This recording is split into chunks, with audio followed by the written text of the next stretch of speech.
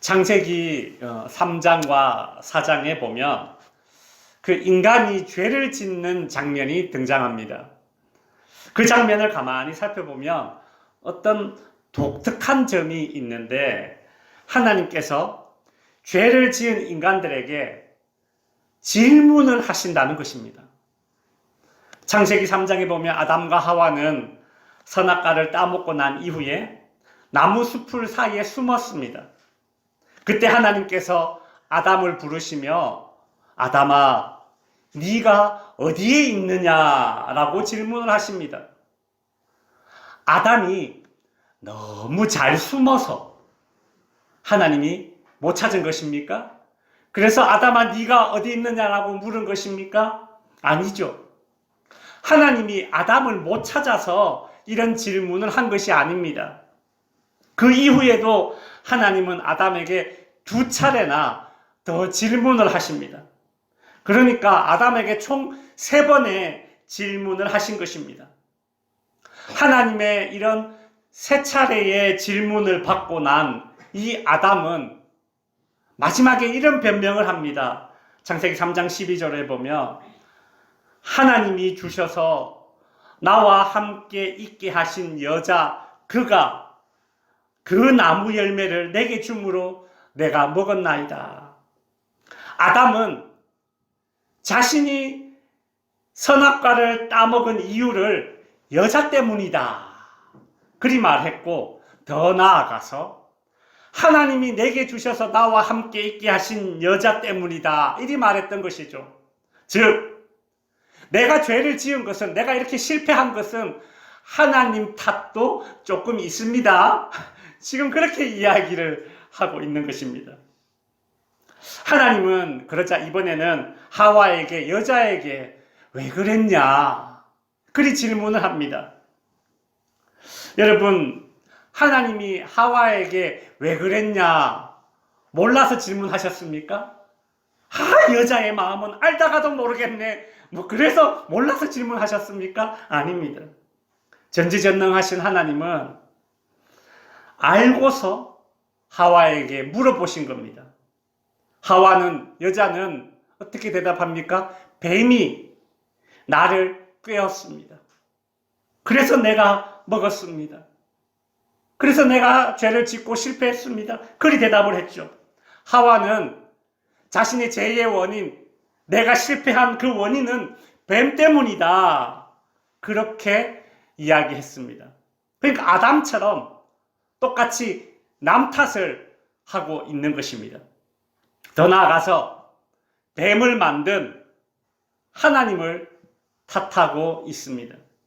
종합해보자면 아담과 하와는 모든 것이 완벽했던 환경, 에덴 동산에서 죄를 짓고 그 실패의 원인을 남 탓, 하나님 탓, 그리고 환경 탓을 하고 있는 것입니다.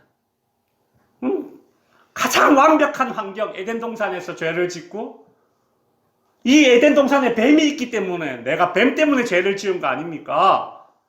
그렇게 이 환경 탓을 하고 있는 것이죠. 여러분, 다시 원점으로 돌아와서 하나님은 왜 죄를 지은 인간에게 질문을 하십니까? 네가 어디 있느냐? 알고 있는데 왜 질문하십니까? 왜 죄를 지은 인간에게 4차례나 질문을 하신 것일까요? 몰라서 한 질문이 아닙니다. 하나님은 실패한 인간에게 반복된 질문을 하는 이유는 바로 자신이 실패한 그 원인을 깨닫고 자신의 잘못을 실토할 수 있는 그런 기회를 주시기 위해서 4번이나 질문을 하신 것입니다.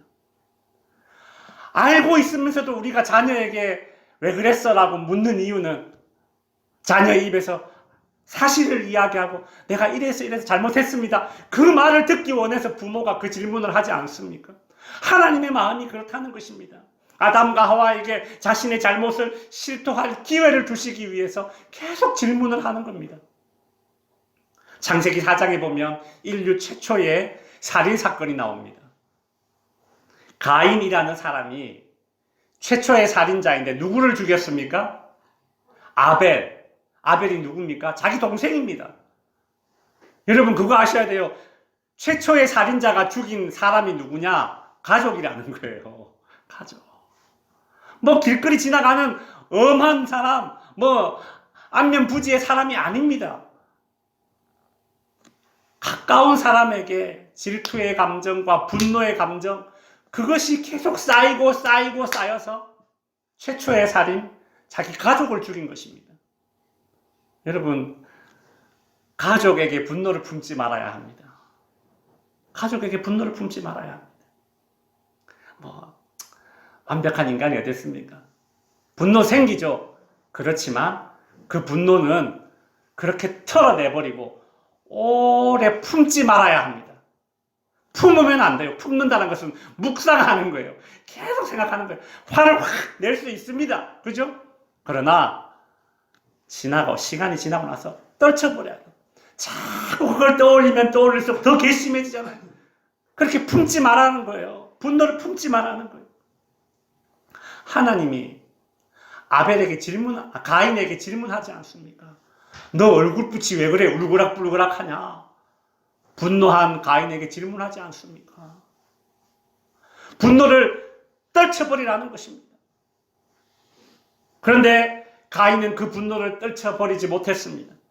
그 분노를 자기 안에서 계속 키웠습니다. 자기 동생에 향한, 가족을 향한 분노를 계속 키워서 결국 어떻게 했습니까? 마지막에 돌로 쳐서 죽였습니다. 그때 하나님이 가인에게 찾아오셔서 또 질문을 하십니다. 창세기 4장 9절에 보시면 여호와께서 가인에게 이르시되 네 아우 아벨이 어디에 있느냐? 가인은 뭐라고 대답합니까? 자기 동생을 죽여놓고 들판에서 죽여놓고 숨겨놓고서는 하는 말이, 하나님께서 네 아우 아벨이 어디 있느냐 물었을 때 뭐라고 대답합니까?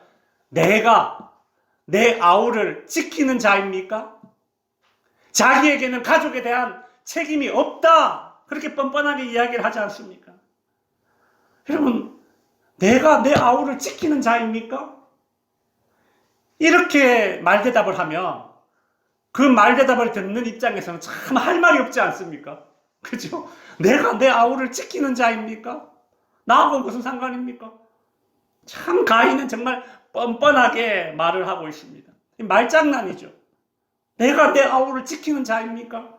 뭐 꼭 지키는 자라고 말할 수는 없지만 그렇다고 또 안 지키는 자도 아니지 않습니까? 그죠? 가족이란 게 그렇잖아요. 뻔뻔하게 말장난으로 이 자신의 말빨로 자신의 죄와 자신의 실패를 어떻게 커버치려고 하지만, 그러나 그렇게는 문제가 해결되지 않습니다. 하나님은 다 아시지 않습니까? 여러분, 간혹 TV에 나오는 그런 정치인들을 한번 보십시오. 말은 청산유수입니다. 화려한 언변으로 요즘 이제 그 유체 이탈 화법으로 나와는 전혀 상관없다는 듯이 다른 사람을 책망하면서 유체 이탈 화법으로 자신의 잘못을 커버치려고 합니다. 여러분, 다시 원점으로 돌아와서 하나님은 동생을 죽인 가인에게 네 아우 아벨이 어디에 있느냐 왜 물었을까요? 전지전능하신 하나님이 아벨이 이미 죽어서 저기 버려져 있다는 사실을 몰라서 물은 것이 아닙니다. 왜 물었습니까? 가인에게 자신의 잘못을 실토할 수 있는 그 기회를 주신 것입니다. 자신의 분노를 떨쳐낼 수 있는 기회를 주시기 위해서 질문하셨듯이 또 기회를 실패한 자들에게 또 다른 기회를 주시기 위해서 또 질문하고 있는 것입니다. 성도 여러분, 하나님은 인간들이 죄짓고 실패한 이유를 꼬치꼬치 캐묻기 위해서 그렇게 질문하신 것이 아닙니다. 자신의 잘못을 실토할 기회를 주시기 위해서 질문을 하고 계신다. 아담과 하와처럼 남 탓하기 좋아하고 환경 탓하기 좋아하고 심지어 하나님 탓하는 인간들에게, 야, 실패의 원인을 남에게서 찾지 말고 환경에게서 찾지 말고 너 자신에게 한번 찾아봐라. 너 자신을 한번 살펴봐. 하나님은 실패한 인간들에게 자신을 돌아볼 기회를 주시는 것입니다. 가인처럼 내가 내 아우를 지키는 자입니까? 뻔뻔하게 말장난으로 그렇게 그저 변명하고 그렇게 둘러대는 그 가인에게 자신의 죄와 실패의 원인을 그냥 그렇게 넘겨보려는, 은근슬쩍 넘겨보려는 그런 인간들에게 하나님은 야, 너 자신을 한번 살펴봐. 네가 왜 실패했는지. 내 실패의 원인을 말로만 그렇게 벗어나려고 하지 말고, 말로만 뻔뻔하게 나는 죄가 없다, 나는 의롭다 하지 말고 네가 한 행동을 한번 되돌아봐봐. 여러분, 하나님께서는 죄로 인해 실패한 아담과 하와에게 그리고 가인에게 알고도 질문을 하신 이유는 무엇이라고요? 자신을 살피고 자신을 증명할 기회를 주시기 위해서였습니다. 오늘 설교의 제목이 무엇입니까? 설교 제목 무엇입니까? 자신을 살피고 증명해보라는 것입니다. 여기서 증명은 뭘 증명합니까? 나의 행동으로 증명해보라는 얘기입니다. 성도 여러분, 하나님은 우리에게, 인간들에게 실패를 만회할 기회를 주시는 분이십니다. 저는 2024년 이 새해를 시작하면서 새해에는 우리가 이런저런 내 삶의 실패를 다시 반복하지 않기 위해서, 특별히 우리의 영적인 실패, 신앙의 실패를 반복하지 않기 위해서 바울이 오늘 본문을 통해 우리에게 알려주는 그 두 가지 비결, 그것을 우리가 오늘 한번 공부해 보려고 하는 것입니다. 반복된 실패를 떨쳐내기 위해서 그 비결이 무엇인가? 바울은 복음을 전하면서 온 유럽을 돌아다녔습니다. 그러다가 고린도라는 도시에 복음을 전했고 그 고린도 지역에 고린도 교회가 세워졌습니다. 훗날 바울이 이 고린도 지역을 떠나서 또 다른 지역에서 이렇게 복음을 전하고 있다가 고린도 교회에 대한 소문을 들었습니다. 고린도 교회가 문제가 있다, 그런 소문이 들립니다. 어떤 소문인가 하면 크게 세 가지 문제가 있다라는 것인데, 첫 번째는 이 고린도 교회가 이단들이 들어왔다, 거짓 선생들이 들어와서 그 고린도 교인들이 그 거짓 선생들의 이야기에 귀를 기울이고 있다, 그런 소문이 들렸습니다. 이 당시 이단들은 예수가 하나님의 아들이 아니다, 이런 말을 했고, 또 이 당시 고린도 교회에 있던 이 거짓 선생들은 바울을 향해서 바울은 사도가 아니다, 그런 말을 했습니다. 또 고린도 교회에 어떤 문제가 있느냐면, 두 번째로 고린도 교회 사람들이 음란의 죄를 짓고 있다는 것입니다. 음란의 죄. 이 고린도 지역이 그 당시에 아주 큰 항구 도시였습니다. 우리나라로 치면 제일 큰 도시 부산항처럼 그런 항구 도시였습니다.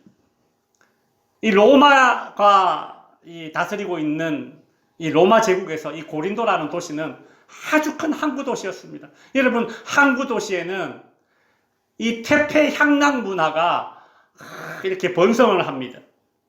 이 고린도 교회 성도들이 자신들이 살고 있는 이 고린도라는 이 퇴폐와 향락이 발전된 그런 환경에서 자신의 몸과 자신의 신앙을 지키지 못했던 것입니다.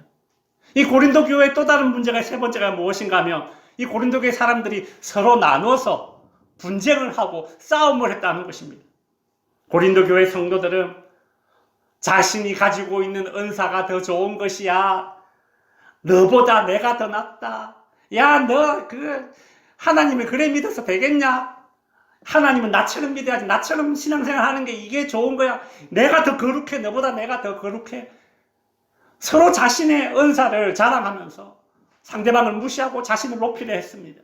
그러니 당연히 서로 이렇게 분쟁이 생길 수밖에 없죠. 바울은 이 소식을 듣고 당장 편지를 썼습니다. 그게 바로 고린도 전서라는 성경입니다. 고린도 교회 성도들이 이 바울의 고린도 전서라는 편지를 받고 자신의 잘못을 깨달았을까요? 아닙니다. 그들은 변화되지 않았습니다. 그러자 바울은 이거 편지로 안 되겠다. 내가 직접 가야 되겠다. 그래서 그 바쁜 와중에 이 바울이 고린도 교회에 2번이나 찾아갑니다. 찾아가서 눈물로 격려했다고 합니다. 눈물로. 그렇게 하면 안 돼. 그렇게 하면 안 돼. 부모가 자녀를 보고 그 안타까운 마음에 눈물로 이야기하듯이 그렇게 눈물을 흘리면서 그렇게 고린도 교회 성도들을 권면했습니다. 그리고 다시 선교를 떠났습니다. 여러분, 고린도 교회 성도들이 자신의 잘못을 뉘우치고 변화되었을까요? 아니요. 사람 쉽게 변하지 않습니다. 고래 심줄과 같은 질긴 이 죄의 본성이 인간에게 남아 있습니다. 애석하게도 고린도 교회 성도들은 여전히 반복된 그런 죄를 짓고 반복된 실패 가운데 있었던 것입니다.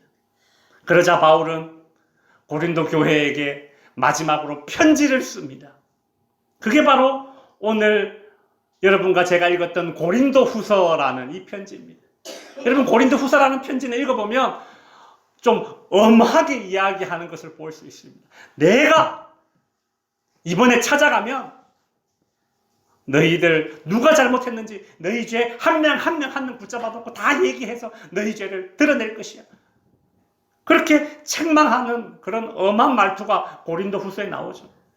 그러면서 바울은 책망만 하는 것이 아니라 고린도 교회 성도들이 왜 그렇게 그 죄를 끊어내지 못하는지, 왜 그렇게 반복된 실수를 하고 있는지, 그것을 고칠 수 있는 비결을 이야기해 주는 것이 바로 오늘 본문의 내용입니다.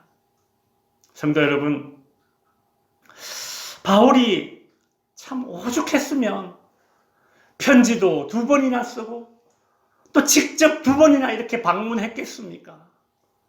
여러분, 사람들이 반복해서 어떤 죄를 짓고 또 반복해서 어떤 일에 실패를 하는 그 이유가 있다는 것입니다. 여러분, 주변에 한번 보십시오. 여러분, 한국 지역에도 참 주변에 많은 교회들이 있지만 어떤 교회는 늘 똑같은 문제가 발생을 합니다. 여러분, 성도들끼리 싸우는 교회는 늘 싸웁니다. 그러다가 교회가 나눠지고 또 목사 쫓아내는 교회는 늘 목사를 쫓아냅니다. 많은 목사가 문제가 있어서 그렇다. 그러면 새로운 목사가 오면 달라져야죠. 새로운 목사가 와도 몇 년 안에 또 쫓아냅니다. 문제가 반복되고 실패가 반복되고 있는 것입니다. 물론 지상에 완전한 교회는 없고 완전한 목사 없고 완전한 성도가 없습니다. 그렇죠? 그럼에도 불구하고 반복되는 실패가 있다면 그 원인을 찾아야 될 것 아닙니까? 그 해결책을 알아야 될 것 아닙니까? 바울은 오늘 본문 고린도 후서의 결론 부분에서 13장에서 5절에서 그 반복되는 실패를 고칠 방법 2가지를 제시하죠. 13장 5절에 보시면 너희는 믿음 안에 있는가? 첫째 뭐하라? 너희 자신을 시험하고, 둘째 뭐하라? 너희 자신을 확증하라. 바울이 제시하는 그 반복된 죄, 반복된 실패를 예방하는 비결 첫 번째가 무엇이었는가 하면 자신을 시험하라. 자신을 시험하라라는 이 말은 무슨 뜻인가 하면 자신을 살피라, 그 뜻입니다. 자신을 살펴라. 여러분, 사람은 어떤 문제가 발생하면 자신을 살피지 않고 남을 살핍니다. 저 사람 때문에 일이 이렇게 됐다. 저 사람만 없으면 이런 문제는 없다. 문제 앞에서, 실패 앞에서 자신을 살피지 못하고 다른 사람을 살핍니다. 즉, 다른 사람을 저울질합니다. 그렇게 다른 사람을 저울질하면서 남 탓하고 환경 탓하고 있으면서 그렇게 반복되면 여러분 그것이 곧 반복된 실패를 가져올 수밖에 없습니다.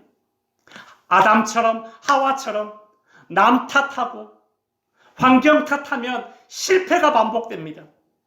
고린도 교회 성도들이 그 분쟁이 반복됐던 이유는 서로 남 탓했기 때문입니다.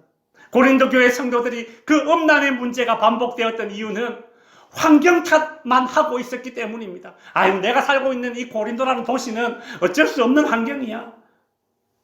남 탓하고 환경 탓하고 자기 자신을 살피지 않으니 계속 같은 문제로 반복해서 실패했던 것입니다. 여러분, 우리 새해를 출발하면서 2024년도에는 반복된 실패를 좀 끊어내야 되지 않겠습니까? 그러기 위해서는 남 탓, 환경 탓 하고 있으면서 그렇게 실패만 반복되니까 안 됩니다, 이제. 새해에는 뭔가 내가 좀 바르게 한번 살아보리라. 그렇게 마음 먹었는데, 아유, 이놈이 환경이 안 받쳐주네, 환경이. 내가 신앙생활 제대로 해보려고 했는데, 이놈의 환경이 나를 안 받쳐주네. 이 봐봐, 환경 봐봐. 내가 스트레스를 안 받게 생긴나, 내가, 이런 환경에서 내가 무슨 신앙생활 하겠노? 그렇게 남 탓, 환경 탓하면 반복된 실패를 할 수밖에 없다라는 것이죠. 바울은 뭐라고 하고 있습니까? 외부에서 실패의 원인을 찾지 말고 먼저 자신을 살펴라. 자신을 살펴라. 그리 말하고 있는 것이죠. 바울은 반복된 실패를 겪고 있는 이 고린도 교회 성도들을 향해서 13장 5절에서 두 번째로 뭐라고 이야기하고 있습니까? 너희는 믿음 안에 있는가? 너희 자신을 확증해라. 확증해라. 여러분, 이 확증해라라는 말은 무슨 뜻이냐 하면 증명해라, 그 뜻입니다. 증명해라. 확증하라는 말은 증명하라는 말입니다. 여러분, 증명은 어떻게 합니까? 증명은 말로만 하는 것이 아니라 행동으로 보여주는 것이 증명입니다. 말만 번드르르하게 유창하게 하는 사람들을 향해서 우리는 뭐라고 얘기합니까? 야야야, 말만 하지 말고 한번 보여줘봐. 그렇게 이야기하지 않습니까? 고린도 교회 안에 있었던 이 거짓 선생들은 바울은 사도가 아니다, 바울은 하나님의 말씀을 전하는 사람이 아니다 라고 말하면서 이 바울의 권위를 떨어뜨리고 자기 자신을 더 높은 위치에 올리려고 했습니다. 고린도 교회 안에 있던 성도들은 자기가 가지고 있는 은사가 더 귀한 것이고 상대방이 가지고 있는 은사는 저거 별것 아니야, 그리 말하면서 자신이 더 거룩한 사람인 양 떠들어댔습니다. 바울은 그런 사람들을 향해서 이렇게 말합니다. 너희 자신을 증명해봐. 너희 자신을 증명해봐. 네가 정말 믿음 안에 있는지 증명해봐. 말만 하지 말고 행동해라. 네가 반복해서 실패하는 이유가 뭔지 아니? 반복해서 실패하는 이유가 뭔지 아니? 그거는 말만 하고 생각만 하고 행동으로 옮기지 않아서요. 올해는 꼭 다이어트를 해서 살을 빼야지. 말만 하고 행동으로 옮기지 못했기 때문에 2022년도에도 실패했고 2023년도에도 우리가 실패했던 것입니다. 공부해야지. 말만 하지 말고 공부해라. 신앙생활도 마찬가지입니다. 기도합시다. 말만 하지 말고 기도해라. 선교합시다. 말만 하지 말고 선교해라. 바울에게 증명이란 말로 하는 것이 아니라 행동으로 하는 것입니다. 네가 예수 안에 있다는 것을, 네 안에 예수님이 있다는 것을 말만 하지 말고 행동으로 한번 보여줘라. 네가 하나님을 믿는다는 것을 말로 하는 것이 아니라 행동으로 한번 보여줘라. 행동으로 한번 보여줘라.